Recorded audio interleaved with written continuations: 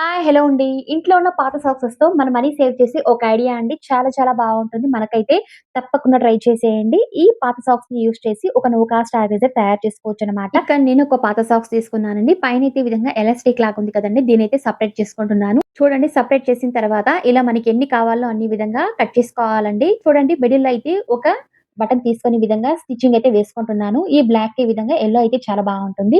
Stitching అయితే వేసుకున్నామండి. అంతే అండి. చాలా సింపుల్‌గా సెకండ్‌లో ఈ విధంగా ఒక నో కాస్ట్ ఆర్గనైజర్ తయారు చేసుకున్నామనమాట. చూడండి మనం ఎక్కువగా స్క్రీన్స్ అయితే వాడుతూ ఉంటాము ప్రతి ఒక్కరి ఇంట్లో.